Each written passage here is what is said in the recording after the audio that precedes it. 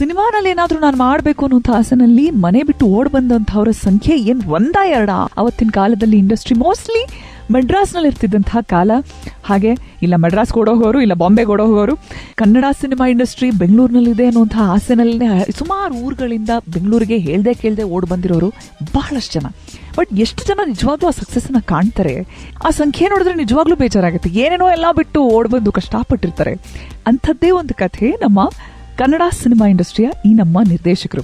ಅಂಬಿನಿಂಗ್ ವಯಸ್ಸಾಯ್ತು ಅನ್ನುವಂಥ ಒಂದು ಸಿನಿಮಾ, ತಮ್ಮ ಡೆಬ್ಯೂ ಸಿನಿಮಾದಲ್ಲಿ ಅಂಬರೀಷ್ ಮತ್ತೆ ಸುದೀಪ್ ಇಬ್ರನ್ನೂ ಕೂಡ ಡೈರೆಕ್ಟ್ ಮಾಡಿದಂತಹ ಈ ನಮ್ಮ director, very Young, very fit, Gurudatta Ganiga ಜೊತೆಗಿನ ಮಾತುಕತೆ.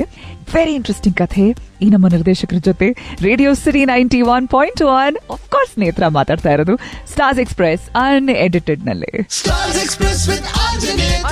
ಅನ್ಎಡಿಟೆಡ್ ಆರ್ಜೆ ನೇತ್ರ ಜೊತೆ ಇಲ್ಲಿ ಮಾಡಿದಾಗ್ಲೇನೆ ನನ್ನ ಗಮನದಲ್ಲಿ ಬಂದಿದ್ದು ಅದು ನನ್ನ ಮೊದಲನೇ ಎಕ್ಸ್ಪೀರಿಯನ್ಸ್ ಕೂಡ. ಕಮಲ ಸುಮಾರು 300 ಕೋಣಗಳು ಬಂದಿದ್ವು ಬೆಂಗಳೂರಿಗೆ. ಹಿಂದಿನ ದಿನಾನೇ ಹೋಗಿ ಟೆಂಟ್ಗಳಲ್ಲಿ ಇದ್ದಂತ ಕೋಣಗಳನ್ನೆಲ್ಲ ನೋಡ್ಕೊಂಡು ನಾವು ಅಲ್ಲಿಂದ ಲೈವ್ ಶೋ ಮಾಡ್ತಾ ಇದ್ವಿ. So I got to experience ಅಲ್ಲಿ ಸ್ಲೈಟ್ಲಿ ಇನ್ನೊಂಚೂರು ಒಳಗೆ ಪ್ರಪಂಚ. ಕೋಣಗಳು ಏನ್ ತಿನ್ನಿಸ್ತೀರಾ, ಕ್ಯೂರಿಯಾಸಿಟಿಯಲ್ಲಿ ಎಷ್ಟು ಚೆನ್ನಾಗಿ ಅವುಗಳ ಡಯಟ್ ನ ಮೇಂಟೈನ್ ಮಾಡ್ತಾರೆ. ಪ್ರೋಟೀನ್, ಕಾರ್ಬ್ಸ್, ಫ್ಯಾಟ್ಸ್ ಪ್ರತಿಯೊಂದು ಕೂಡ ಪ್ರಮಾಣದಲ್ಲಿ ಪ್ರಪೋರ್ಷನಲ್ ಆಗಿ, ನಟ್ಸ್, ಸೀಡ್ಸ್, ಡ್ರೈ ಫ್ರೂಟ್ಸ್ ಏನು ಅಷ್ಟು ರಿಚ್ ಆಗಿ ಕೋಣಗಳನ್ನ ನೋಡ್ಕೊಳ್ಳೋದು. ಆಮೇಲೆ ಅಷ್ಟೇ ಭಕ್ತಿ. ಚಪ್ಪಲಿ ಬಿಟ್ಟು ಒಳಗಡೆ ಹೋಗ್ತಾರೆ, ಒಳಗಡೆ ಸಹ ಕೋಣದ ಹತ್ರ ಹೋಗ್ತಿದ್ರೆ ಚಪ್ಪಲಿ ಹಾಕಲ್ಲ, ಅಷ್ಟು ಭಕ್ತಿ.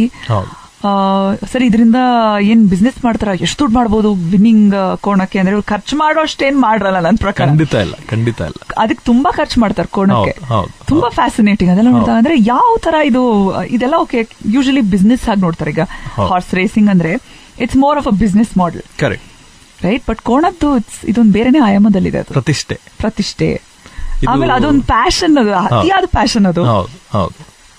ಇದು ಪ್ರತಿ ಕಂಬಳದ ಹೋರಾಟವು ಪ್ರತಿಷ್ಠೆಗೋಸ್ಕರ ನಡೆಯುವ ಕದನ ಅಂತ ಅನ್ಸುತ್ತೆ. ಯಾಕೆಂತಂದ್ರೆ ಅಷ್ಟು ಇಂಟೆನ್ಸ್ ಗೇಮ್ ಅದು. ನಾನು ನೋಡಿರೋ ಎಕ್ಸ್ಪೀರಿಯನ್ಸ್ ಅಲ್ಲೇ ತನ್ನ ತಂದೆ ಈ ಗದ್ದೆಯಲ್ಲಿ ಸೋತ್ರು ಅಂತ ಒಬ್ಬ ಮಗ 10 ವರ್ಷ ಟ್ರೈನ್ ಆಗಿ ಅದೇ ಗದ್ದೆಯಲ್ಲಿ ಅವನ ತಂದೆಯನ್ನು ಸೋಲ್ಸಿರೋರ್ನ ಸೋಲ್ಸಿ ರಿವೆಂಜ್ ತಗೋತಾನೆ. This game is that intense. ಅದು ಮೇಲ್ನೋಟಕ್ಕೆ ಸುಲಭವಾಗಿ ಅರ್ಥ ಆಗಲ್ಲ. ನೋಡ್ತಾ ನೋಡ್ತಾ ನೋಡ್ತಾ ಒಳಗಡೆ ಆ ವರ್ಲ್ಡ್ ಅಲ್ಲಿ ಟ್ರಾವೆಲ್ ಮಾಡ್ತಾ ಮಾಡ್ತಾ ಮಾಡ್ತಾ ಅರ್ಥ ಆಗುತ್ತೆ. ಆಮೇಲೆ ಬೇರೆ ಲೋಕ ನೇತ್ರ. ನಿಮ್ಗೆ ನಾಸಾದಲ್ಲಿ ಒಬ್ರು ಸೈಂಟಿಸ್ಟ್ ಇದಾರೆ. ಅವರು ಕಂಬಳಕ್ಕೆ ಅಮೆರಿಕಾದಿಂದ ಪ್ರತಿ ವರ್ಷ ಮಂಗಳೂರಿಗೆ ಬರ್ತಾರೆ, ಆಯ್ತಾ. ಒಬ್ರು ಫೇಮಸ್ ಆರ್ಥೋಪೆಡಿಷನ್ ಬಾಂಬೆಯಲ್ಲಿ ಡಾಕ್ಟರ್ ಅವರು ಪ್ರತಿ ವರ್ಷ ಕಂಬಳದ 3 ತಿಂಗಳು ರಜಾ ತಗೊಂಡ್ ಬರ್ತಾರೆ, ಆಯ್ತಾ. ಆಮೇಲೆ ಬೇರೆಯವರು, ಯು ನೇಮ್ ಇಟ್, ದೊಡ್ಡವರು, ದೊಡ್ಡ ವ್ಯಕ್ತಿಗಳು, ದೊಡ್ಡ ಹುದ್ದೆಯಲ್ಲಿರೋರು, ದೊಡ್ಡ ಕೆಲಸದಲ್ಲಿರೋರು, ಪ್ರತಿಯೊಬ್ಬರು ಕಂಬಳದ ಟೈಮ್ ಬಂದ್ರೆ ಒಂದು 3 ತಿಂಗಳು ಅದಕ್ಕೆ ಡೆಡಿಕೇಟೆಡ್ ಆಗಿಟ್ಟು ಅದಕ್ಕೆ ಕೋಣಗಳನ್ನು ಸಾಕಿ ಅದಕ್ಕೆ ಟ್ರೈನ್ ಮಾಡಿ ಅದಕ್ಕೆ ಏನ್ ಬೇಕೋ ಅದನ್ನೆಲ್ಲ ವ್ಯವಸ್ಥೆ ಮಾಡಿ ಆ ಕಂಬಳ ಅಲ್ಲೇ ನಿಂತು ಕೂತು ಕಾದು ಮುಗಿಸ್ಕೊಂಡು ಹೋಗುವಂಥದ್ದು. ಅಂದ್ರೆ ಕಂಬಳ ನಾವ್ ಹೇಳ್ತೀವಲ್ಲ, ಒಂದು ಕಂಬಳಕ್ಕೆ ಒಂದು ಕೋಣ ಹೋಗ್ಬೇಕು ಅಂದ್ರೆ ಬೆಳಿಗ್ಗೆ 4 ಗಂಟೆಗೆ ಎದ್ದೇಳ್ಬೇಕು ಅವರು. ಆಮೇಲೆ ಅದರಲ್ಲೂ ಕ್ಯಾಟಗರಿಗಳಿದಾವೆ. 3 ಜನರ ಟೀಮಿಂದ ಹಿಡಿದು 300 ಜನರ ಟೀಮ್ವರೆಗೂ ಬಗೆ ಬಗೆಯ ತಂಡಗಳಿದಾವೆ. 30 ಜನ ಇದ್ದಾರೆ, 3 ಜನ ಇದ್ದಾರೆ, 100 ಜನ ಇದ್ದಾರೆ. ಅದು ಶಕ್ತಿಯಾನುಸಾರ ಆ ಟೀಮ್ ಡಿಸೈಡ್ ಆಗುತ್ತೆ. ಆದ್ರೆ ಅದು ಯಾರ್ದೋ ಒಬ್ರದ್ದು ಆಸೆ ಅಲ್ಲ. ಈ ವರ್ಷದಲ್ಲಿ ನಾನು ಮೆಡಲ್ ಹೊಡಿಬೇಕು, ಈ ವರ್ಷ ನಾನು ಅದನ್ನ ಆ ಗದ್ದೆಲ್ಲಿ ನಾನು ಗೆಲ್ಬೇಕು, ಈ ವರ್ಷ ನಾನು ಆ ಟ್ರ್ಯಾಕ್ ಅಲ್ಲಿ ಹೋದ ವರ್ಷ ನಾನು ಸೋತಿದ್ದೆ, ಈ ವರ್ಷ ಗೆಲ್ಬೇಕು. ಸೊ ಅಜೀಲ್ ಬರುತ್ತಲ್ಲ ಮನುಷ್ಯಂಗೆ, ಅದು ಎಲ್ಲಿಂದ ಹುಟ್ಟುತ್ತೆ ಅಂತ ಅನ್ನೋದೇ ಒಂದು ಫ್ಯಾಸಿನೇಟಿಂಗ್ ವಿಚಾರ. ತುಂಬಾ ಕಾಂಪಿಟೇಟಿವ್ ಸ್ಪಿರಿಟ್ ಎಲ್ಲೋ ಇದೆ ಅದು. ಹೌದು. ಅಷ್ಟೇ ಇಂಟೆನ್ಸ್ ಆಗಿ ಆಡ್ತಾರೆ. ಅಂಡ್ ಇನ್ಫ್ಯಾಕ್ಟ್ ವೈಬ್ ಕೂಡ ಹಾಗೆ ಇರುತ್ತೆ. ಇಲ್ಲಿ ಜನಕ್ಕೇನೋ ಗೊತ್ತೇ ಇಲ್ವಾ ಹೇಗ್ ನಡಿಬಹುದು ಅನ್ನೋ ಮಾತು ಹೀಗೆ ಹರಿದಾಡ್ತಾ ಇತ್ತು. ನೋಡಿದ್ರೆ ಟರ್ನ್ ಔಟ್ ಇಲ್ಲೇನೆ ಆ ತರ ಇತ್ತು ಪ್ಯಾಲೇಸ್ ಗ್ರೌಂಡ್ಸ್ ಅಲ್ಲಿ. ಬಟ್ ಊರ್ ಕಡೆ ಎಲ್ಲ ಇನ್ನೂ ಕ್ರೇಜಿ ಆಗಿ ನಡೆಯುತ್ತೆ. ಬೇರೆ ಲೆವೆಲ್ ಅಂದ್ರೆ ಕಟಪಾಡಿ ಸಾಂಪ್ರದಾಯಿಕ ಕಂಬಳ ಅಂತ ಕರೀತಾರೆ.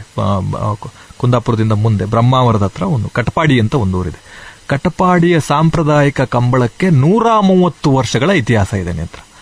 130 ಇಯರ್ಸ್ ಇಂದ ಆ ಕಟಪಾಡಿಯ ಬೀಡಿನವರು ಪ್ರತಿ ವರ್ಷ ಸಂಪ್ರದಾಯದ ಪ್ರಕಾರವಾಗಿ, ಅಂದ್ರೆ ಸಂಪ್ರದಾಯ ಅಂದ್ರೆ ಒಂದೆರಡಲ್ಲ, ನಿಮ್ಗೆ 100-150 ರಿಚುವಲ್ಗಳು ನಾಗನ್ನ ಆಳಿಸ್ಬೇಕು, ಇವ್ರ ಕೋಣಗಳೇ ಮೊದಲಿಳಿಬೇಕು, ಇವ್ರ ಕೋಣಗಳು ಎರಡನೇದಿರಿಬೇಕು, ಇವ್ರ ಕುರ್ಚಿ ಇಲ್ಲೇ ಕೂರ್ಬೇಕು, ಯಜಮಾನ್ರು ಇಲ್ಲೇ ಕೂರ್ಬೇಕು, ಉಪವಾಸ 150 ಸ್ಪಿರಿಚುವಲ್ ರಿಚುವಲ್ಸ್ ಇದಾವೆ. ಅವುಗಳೆಲ್ಲವನ್ನ ಸಂಪ್ರದಾಯದ ಪ್ರಕಾರವಾಗಿ ಹಿಂದಿನ ತಲೆಮಾರವರು ನಡೆಸ್ಕೊಂಡ್ ಬಂದಿರುವ ಸಂಪ್ರದಾಯಕ್ಕೆ ಯಾವುದೇ ಕುಂದು ಉಂಟಾಗದ ರೀತಿಯಲ್ಲಿ ಅದನ್ನ ಇವತ್ತಿಗೂ ಅದೇ ರೀತಿಯಲ್ಲಿ ನಡೆಸ್ಕೊಂಡು ಹೋಗ್ತಾರೆ. ಆಮೇಲೆ ಅವ್ರದ್ದು ಒಬ್ರಿಬ್ರು ಫ್ಯಾಮಿಲಿ ಅಲ್ಲ, ಅವ್ರದ್ದೊಂದು 100-150 ಜನರಿರೋ ಒಂದು ಫ್ಯಾಮಿಲಿ. ಅವ್ರೊಂದು 50 ಜನ, ಒಂದ್ 20 ಜನ ಅಮೆರಿಕಲ್ಲಿ ಇರ್ತಾರೆ, ಒಂದಷ್ಟು ಜನ ದುಬೈಲಿ ಇರ್ತಾರೆ, ಒಂದಷ್ಟು ಜನ ಬಾಂಬೆಲಿ ಇರ್ತಾರೆ. ಅವ್ರ ಇಡೀ ಕುಟುಂಬ ಆ ಕಟಪಾಡಿಯ ಕಂಬಳದ 1 ವಾರ 10 ದಿನದ ಮುಂಚೆ ಅಲ್ಲಿ ಸೇರಿ ಆ ಸಂಪ್ರದಾಯಗಳನ್ನೆಲ್ಲ ಸಾಮೂಹಿಕವಾಗಿ ಅವರೇ ಮುಂದೆ ನಿಂತು ಪೂರೈಸಿ ಸಂಪ್ರದಾಯದ ಪ್ರಕಾರವಾಗಿ ಅದಿಡೀ ಕಂಬಳವನ್ನ ನಡೆಸಿ ಮುಗಿಸಿ ಮತ್ತೆಲ್ಲ ವಾಪಸ್ ಹೋಗ್ತಾರೆ. ಮತ್ ಮುಂದಿನ ವರ್ಷಕ್ಕೆ ಬರ್ತಾರೆ.